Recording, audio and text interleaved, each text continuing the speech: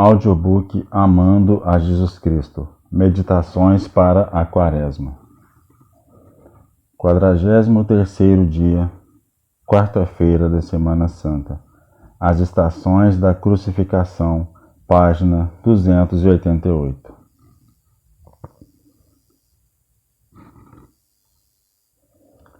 São John Henry Newman. 43º dia. Ele foi oprimido e afligido, mas não abriu a boca. Como um cordeiro é levado ao matadouro, e como ovelha muda perante os seus tosqueadores, ele não abriu a boca. Isaías 53:7. São Pedro faz uma descrição de um cristão que ama aquele que não viu. Falando de Cristo, ele diz: a quem, não tendo visto, amais, no qual, embora agora não o vejais, mas crendo, vos alegrais com gozo inexprimível e cheio de glória. Novamente, ele fala de provar que o Senhor é misericordioso. 1 Pedro, capítulo 1, versículo 8, capítulo 2, versículo 3. A menos que tenhamos um verdadeiro amor por Cristo, não somos seus verdadeiros discípulos, e não podemos amá-lo a menos que tenhamos sincera gratidão a ele. E não podemos sentir gratidão devidamente a menos que sintamos profundamente o que ele, certa medida, sentirá se estivesse lá. Sentirá além de um escrito em um livro, mas uma verdadeira história, uma série de eventos ocorridos. Na verdade, é uma grande misericórdia que este dever de que falo, embora tão elevado, seja tão nivelado com as faculdades de todas as classes de pessoas, eruditas e iletradas que, se desejarem, todos poderão cumpri-lo. Qualquer um pode pensar nos sofrimentos de Cristo, se quiser, e sabe bem o que pensar. Quem subirá ao céu? Isto é, para trazer do alto o Cristo, ou quem descerá ao abismo? A palavra está perto de ti. Romanos 10, 6-8.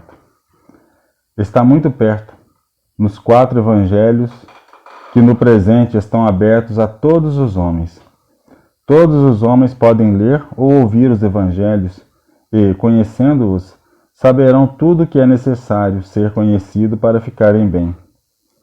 Saberão tudo o que qualquer um sabe, tudo o que nos foi dito, tudo o que os maiores santos já tiveram para torná-los cheios de amor e santo temor.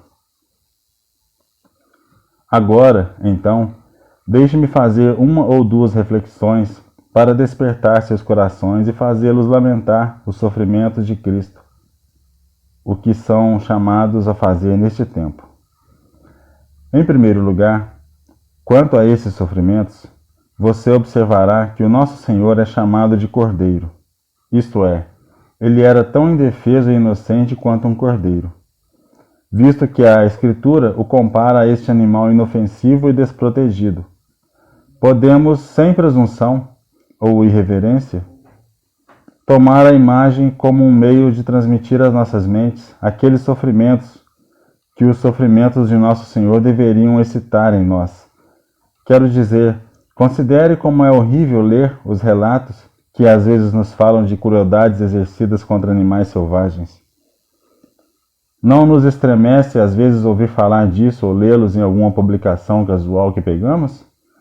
É a ação desenfreada de proprietários bárbaros e raivosos que maltratam seu gado, seus animais de carga. É o ato de sangue frio e calculista de cientistas que fazem experimentos em animais brutos, talvez apenas por uma espécie de curiosidade.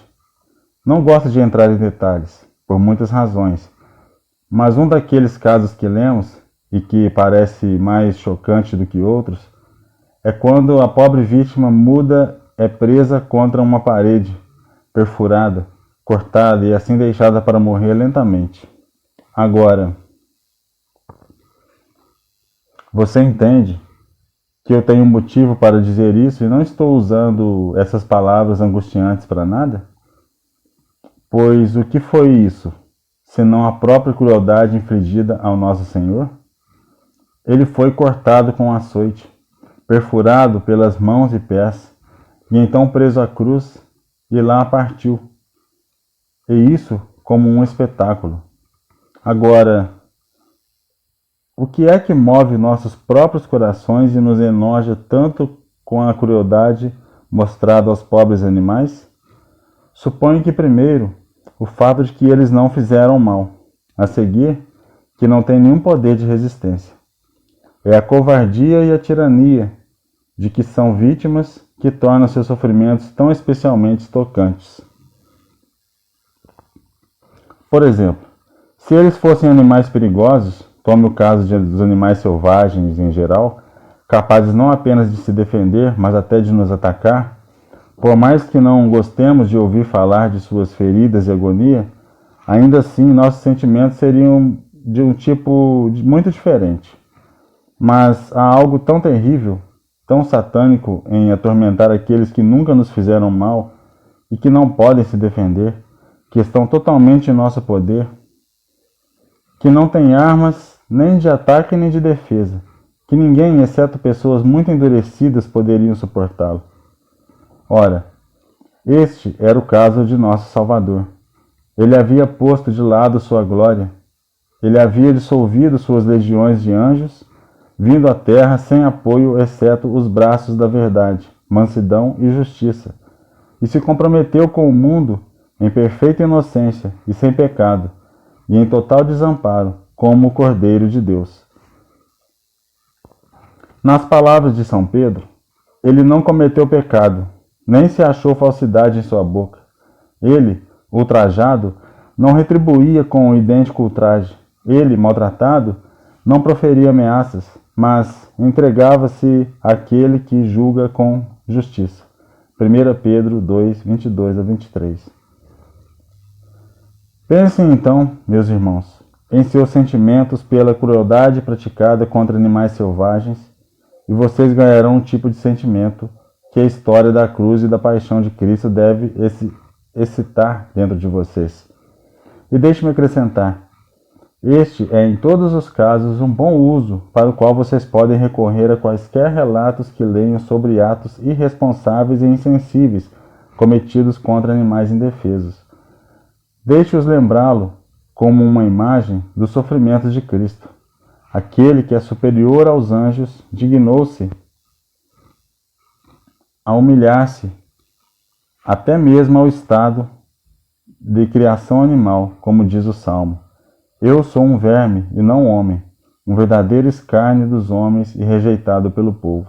Salmos 21, 7. Pegue outro exemplo e verá a mesma coisa de maneira ainda mais impressionante.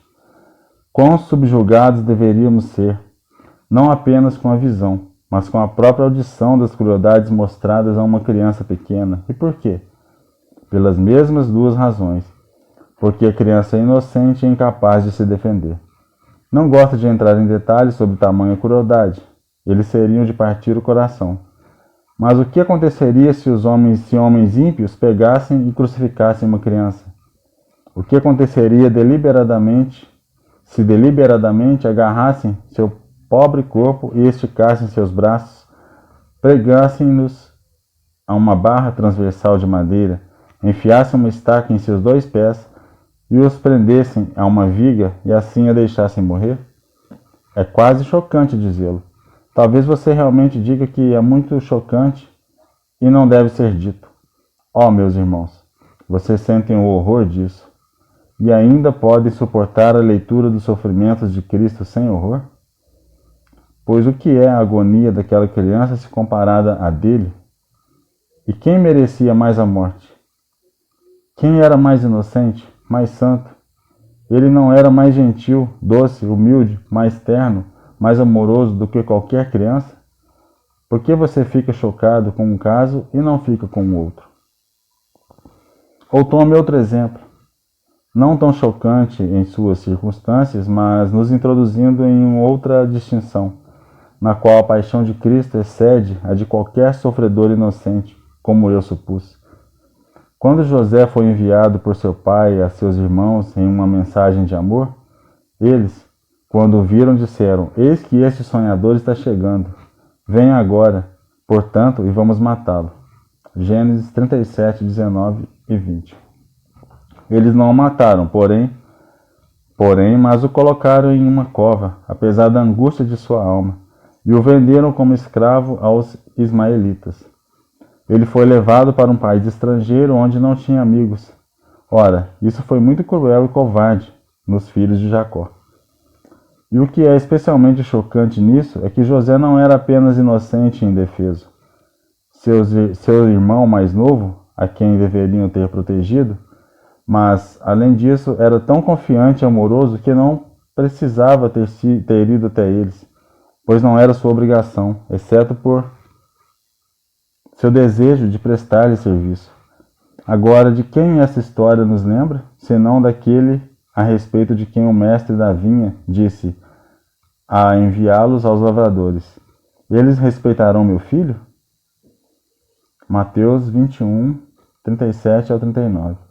Mas quando os lavradores viram o filho, disseram entre si: Este é o herdeiro, vinde, matemo-lo e apoderemo-nos da sua herança. E eles o prenderam e o expulsaram da vinha e o mataram. Aqui, então, está uma circunstância adicional de crueldade para nos afetar na história de Cristo, como é sugerido na de José. Mas que nenhum exemplo de sofrimento de um animal ou de uma criança pode ter. Nosso Senhor não era apenas sem culpa e indefeso, mas ele veio entre seus perseguidores por amor.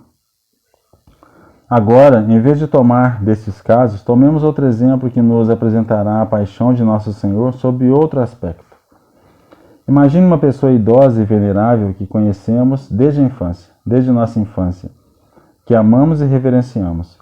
Suponha que tal pessoa, que muitas vezes nos tenha feito gentilezas, que tenha nos ensinado, dado bons conselhos, encorajado, sorrido para nós, confortado na angústia, uma pessoa que saibamos ser muito boa e religiosa, santa e cheia de sabedoria, cheia do céu, com cabelos grisalhos e semblante envelhecido, embora o chamado de Deus Todo-Poderoso para partir deste mundo para um lugar melhor.